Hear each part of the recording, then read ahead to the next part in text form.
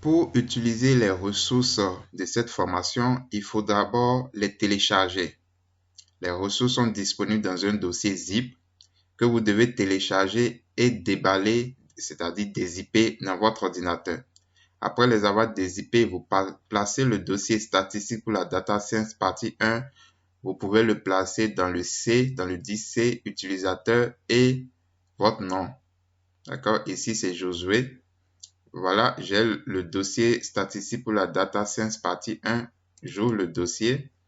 Quand vous ouvrez le dossier, vous allez voir les 6 sessions de la formation. Session 1, fondamentaux de la programmation. Session 2, analyse univariée. Session 3, analyse multivariée. Session 4, pensée probabilité. Session 5, intervalle de confiance. Session 6, test statistique. La première session concerne la révision sur la programmation Python. Et je vous conseille, si vous êtes totalement débutant, de prendre une autre formation sur le site web. Cette formation intitulée « Maîtriser Python pour la data science ». Les deux sessions plutôt, session 2 et session 3, concernent la statistique descriptive et les 3 dernières sessions concernent la statistique inférentielle. Quand j'ouvre par exemple la session 1, vous avez les leçons. Ici, il y a une seule leçon subdivisée en plusieurs vidéos. Vous allez voir un fichier stat.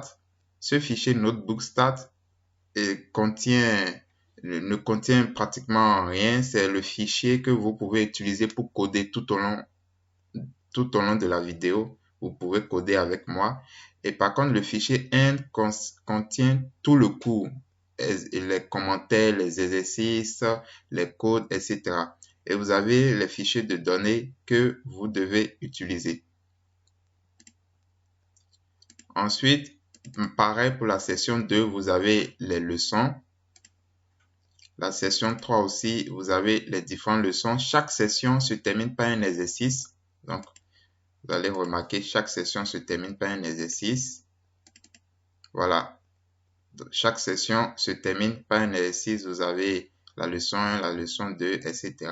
Donc, voici les ressources pour cette formation.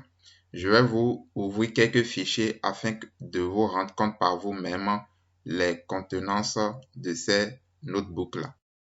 Puisque j'ai placé le dossier statistique pour la data science dans mon disque C utilisateur, je le retrouve directement dans le navigateur de Jupyter Notebook. Donc, voici le dossier ici. Je vous conseille de faire pareil que moi. Donc, j'ouvre le dossier statistique pour la data science partie 1 et vous voyez les 6 sessions dont je vous parlais tantôt. Session 1, session 2 jusqu'à session 6. Quand j'ouvre par exemple la session 2, vous voyez les différentes leçons. La dernière leçon est toujours l'exercice sur la session que vous devez réaliser. J'ouvre la leçon 1. Vous avez 2 notebooks. 1, 2, 2, 1, ça veut dire deuxième session, leçon numéro 1. D'accord? Start. Deuxième session, leçon numéro 1, end. Donc, le fichier start, je l'ouvre pour que vous vous rendez compte.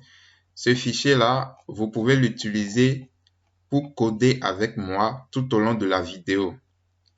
Et le fichier end, ce fichier contient tous les codes écrits avec les commentaires que je dis, d'accord, tout au long de la vidéo. Donc, vous avez tout le cours, d'accord, tous les codes, les commentaires. Voilà, vous avez les commentaires, les explications. Vous avez tout. C'est le fichier code, le fichier cours en fait. D'accord? Donc, tous les fichiers que vous verrez end comme ça, ce sont les cours. Les fichiers start, vous pouvez utiliser ces fichiers pour coder avec moi tout au long de la vidéo. Et si j'ouvre par exemple, toujours dans la session 2, la leçon 3, pour les exercices, vous avez toujours 2 fichiers notebook.